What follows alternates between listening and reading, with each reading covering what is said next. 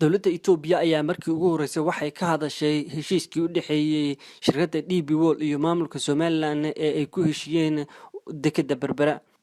waxaana wasiirka arrimaha dibadda dalka Itoobiya oo wareysiiyay wargeys ka soo baxa dalka Itoobiya oo lagu magacaabo Capital uu ku tilmaamay heshiiskan iyo weliba saameynta uu ku yeelan doono gobolka. sidoo kalena safiirka dalka Djibouti u jooga Itoobiya ayaa waxa uu wareysi dheer u siiyay wargeyskan oo uga hadlay saameynta uu ku yeelan doono gobolka heshiiskani isagoona intiisa badan ku macneeyay in uu horay dalka Djibouti ay uga soo aragtay shirkadani waxyaabo u baahan in ay dalka Itoobiya iyo weliba Somaliland ay cimri qaadasho ay u noqoto. waxaana uu sheegay in hayaan ilaa iyo waraaqo ka kooban 400 oo waraaqood kuwaas uu sheegay inay buriyeen. waxaana wargeysku uu horeynta u weydiiyay maxaad ka fikiraysaan iibka dekedda Berbera ee ay ku heshiiyeen Itoobiya iyo weliba Somaliland. safiirka Djibouti u jooga wadanka Itoobiya ayaa yiri Itoobiya waa dal madax bannaan oo saxiixi kara heshiis kasta. waxaan ogsoonahay inay tahay wax caadi ah annaga qudheenu annagoo madax bannaan waxaan naga yaabiyay waqtigii go'aanka markii aan joojinay xeerkeena. Itoobiya ayaa heshiis la saxiixatay markaas laakiin annagu ma nala murugsanaanayo go'aanka Itoobiya waa mar kale mid sheegaya madax bannaanida Itoobiya iyo weliba inay heshiis la geli karto shirkado shisheeye. waxa uu sheegay safiirka Djibouti u jooga wadanka Itoobiya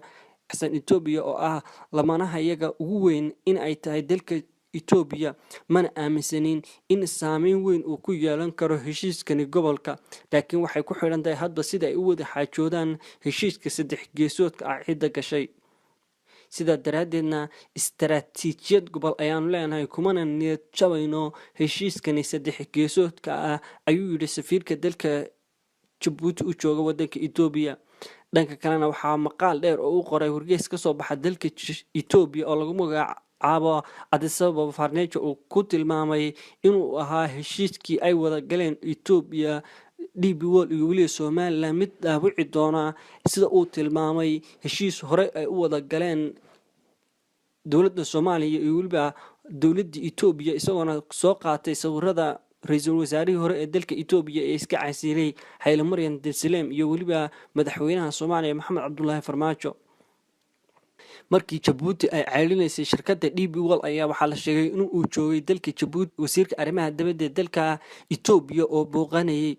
qoraal isfahan oo ay saxiixdeen sanad ka hor ayaa Itoobiya waxa ay helaysaa 19% dekedda cusub ee ay dhisi doonto shirkadda DP World halka ay Somaliland heli doonto 30%. waxaana inta ugu badan ee soo hari doonto heli doonto shirkadda DP World. sanadkii 2016 ayaa baarlamaanka maamulka Somaliland waxa uu ansixiyay xeerkani cusub ee oo oggolaanaya in shirkadda DP World lagu wareejiyo dekedda Berbera. waxaa shirkadda DP World ay sheegtay in lagu maalgelin doono qayb cusub oo laga dhisi doono dekedda Berbera ilaa iyo 440 milyan oo dollar. markii ugu horeysayna waxaa la furay dekedda Berbera sanadkii 1968 waxaana la sheegay in wixii xilligaas ka dambeeyay ay muhiim u ahayd dekedda Berbera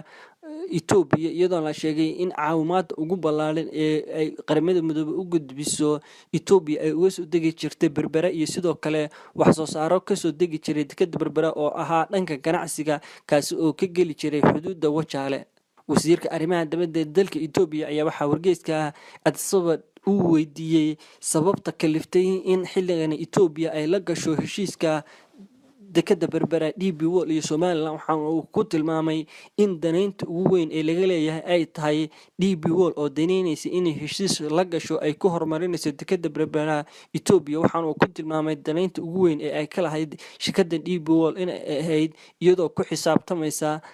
populationka dadka ay muhiim u ahayd dekedda Berbera horumarkeeda iyo weli wax soo saarkeeda isla markaasina uu sheegay inay kor u qaadi doonto dhaqaalaha dekedda Berbera. sidoo kalena safiirka dalka Djibouti iyo Itoobiya ayaa waxa uu weydiiyay wargeyska The Capital ma saameyn ayay ku yeelan doontaa heshiiskan ay wada galeen xiriirka u dhaxeeya Soomaaliya iyo weliba Itoobiya. waxaan uu sheegay safiirka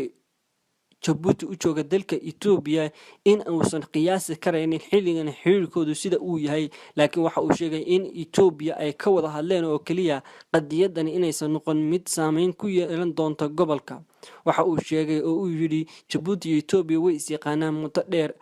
waqti fiican ayaanu helnay, laakiin arrintani ma dhibi karto